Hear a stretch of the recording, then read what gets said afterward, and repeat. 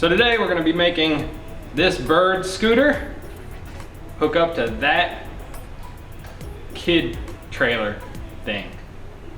Let's go.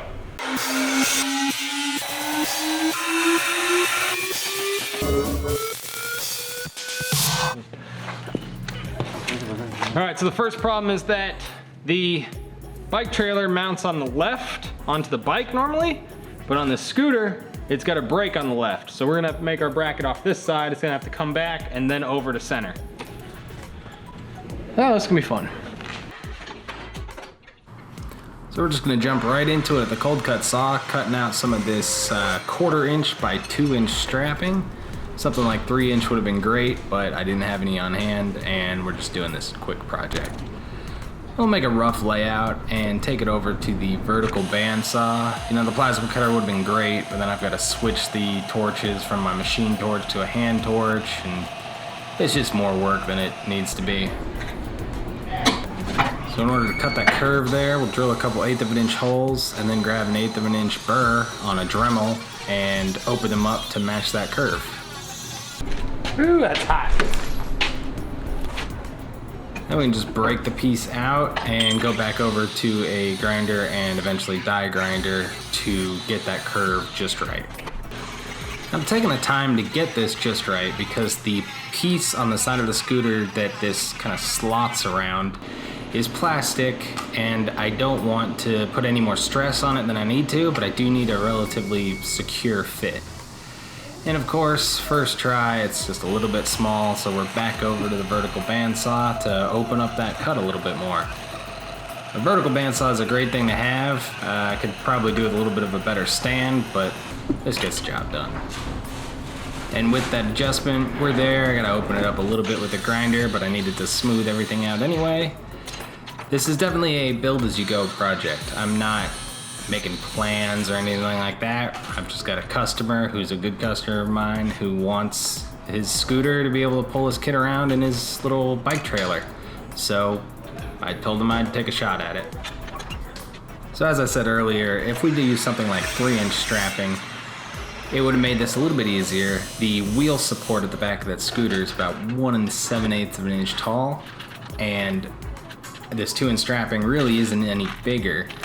So we're gonna weld some nuts on above and below so we could run bolts from the bracket that I've built to this back clamping piece. If we had like a 3 inch piece, I would have, just drilled holes and tapped them. And then I'll go in here with the welder and add a little bit of weld, almost to make a gusset, just for looks and strength. And if you guys have not gotten one, you should pick up one of these magnetic torch holders that Jimbo over at Jimbo's Garage sells. They're great for keeping your torch off the floor and off the table.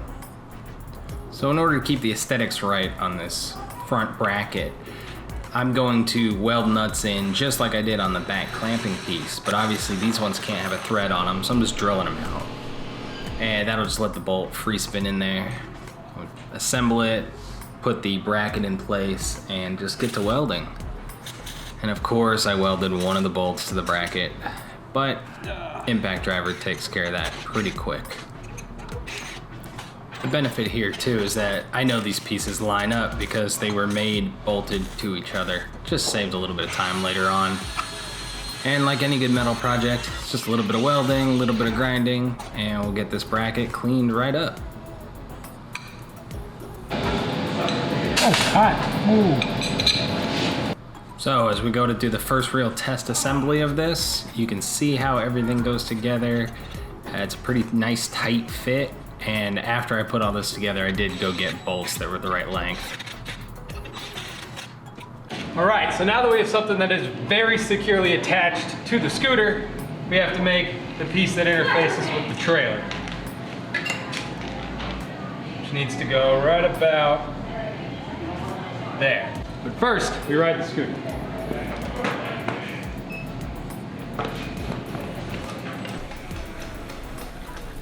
These little scooters have quite a bit of giddy up to them. They were hauling me around the shop, no problem. Now, because this was just a build-as-you-go project, I just took a stab at the angle I needed here, and it was within a degree or so, so I just filled in the gap when I welded it. One thing I love about working with, you know, a heavier plate like this, 1/4 inch, is you can just lay a weld into it and it'll eat up all that heat. You don't have to worry about burning through like most of my other projects with 14 and 16 gauge sheet. Easy. So this piece right here is the original bicycle mount. Mounts like that if you were behind it. And we're just gonna duplicate that piece for our scooter mount so it'll slot right into the trailers. It's got like a rubber grommet that mates it together and gives us some flexibility. Now in order to get the shape just right for this mount, what I did was made it a little bit wider than I needed to. It's just this U-channel shape and I lined it up to the old one and it fit. Now for fun, one side of the gap I welded in a push and you can see that you just don't lay as much metal down. And then the other side I did in a pull and you have a lot more torch manipulation control there. It's, you know, they're both gonna get the job done. It's just 2 ways of going about it. Just thought it'd be fun to demonstrate both of them. So in the end you can see that piece has some heat in it. So let's take it over and dunk it, get that heat out so we can keep working. And it's just getting tacked into place where I think it needs to go. And again, it happened to be close enough I could just bend that tack to get it right. Figured out where the trailer needed to mount. And I'm just gonna trim the piece down. One trick, of course, is instead of dealing with the clamps, just tack something to the table. It's one of the reasons I love having a big, heavy welding table. Clamps suck. Tack welds are way easier, and you can grind them off in 5 seconds. So we go in, trim that piece back, give it a little bit of a round over, and it is eccentric to one side on purpose because the trailer mounts into it that way so that you kind of have the same amount of meat everywhere, even though, again, we're talking about a kid's bike trailer.